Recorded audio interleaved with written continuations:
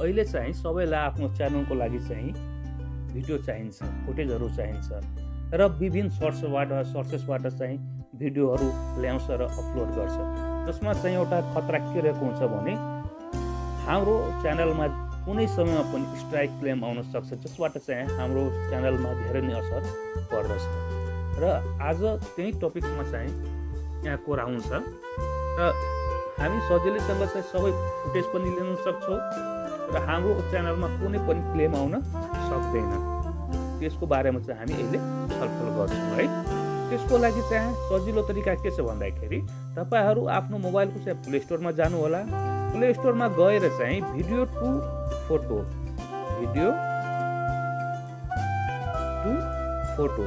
लेख्नु होला है, भिडियो टु फोटो कन्भर्टर।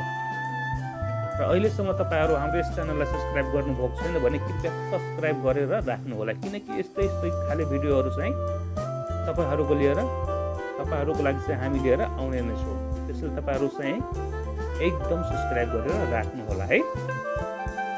यहाँ चाहिँ विभिन्न एप्लिकेसनहरू सो गर्छ तपाईँको मोबाइलमा, यसबाट कुनै तपाईहरू चाहिँ इन्स्टल गरेर राख्नु होला। जस्तै म एउटा चाहिँ भिडियो टु फोटो कन्भर्टर मैले चाहिँ यो इन्स्टल गरेर राखेको छु है।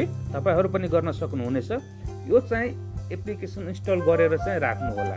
अनि इन्स्टल गरिसकेपछि अब चाहिँ तपाईहरू के गर्नु होला, कुनै भिडियो अथवा डाउनलोड गरेर राख्नुहुन्छ अथवा चाहिँ आफैले चाहिँ बनाएर राख्नुहुन्छ है।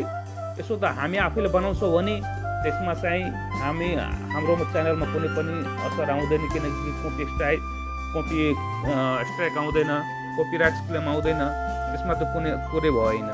यदि अरूको भिडियो चाहिँ जब हामी डाउनलोड गरेर राख्छौँ र हाल्छौँ भने स्ट्राइक आउँछ, त्यस्तो समयमा के गर्ने, तपाईँहरू जुन यो एप्लिकेसन डाउनलोड गर्नुभयो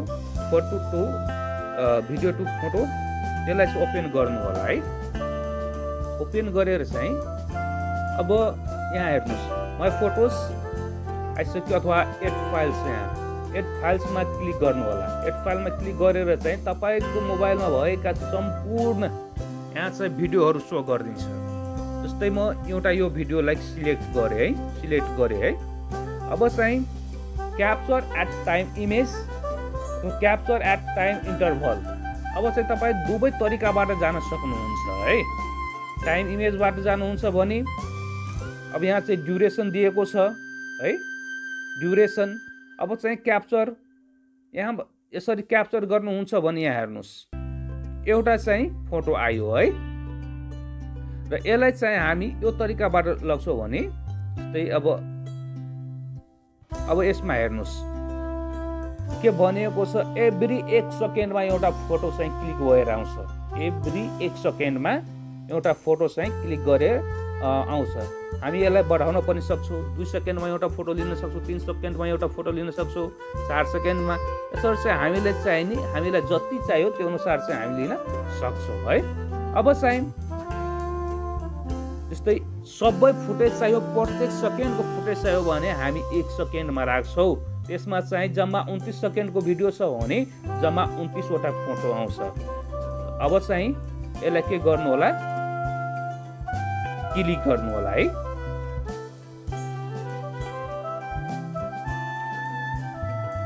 ल सेभ गर्नु होला। अब चाहिँ क्याप्चरिङ सेभ गरेपछि चाहिँ यहाँ क्याप्चरिङ हुँदैछ। अब 4 वटा फोटो भयो, 5 वटा फोटो भयो, यसरी चाहिँ जम्मा 29 वटा फोटो नै आउँछ। जति घन्टाको हुन्छ, जति सेकेन्डको त्यो आउँछ, त्यति सेकेन्डको सबै फोटोहरू चाहिँ क्लिक भएर आउँछ है। अब चाहिँ 26 वटा भइसक्यो, 27, 28 र लास्ट अब रह्यो हाम्रो 29 वटा भइसक्यो। अब यहाँ हेर्नुहोस् 29 वटा फोटो आइसक्यो।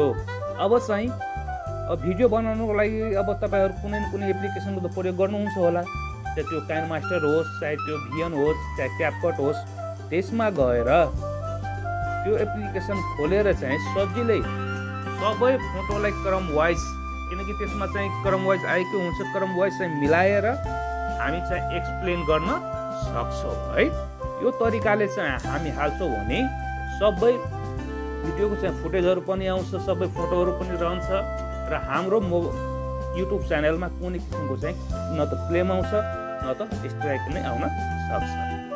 आशा छ तपाईँहरूलाई आजको भिडियो राम्रो लागेको होला। हाम्रो च्यानललाई सब्सक्राइब गर्न चाहिँ नभुल्नु।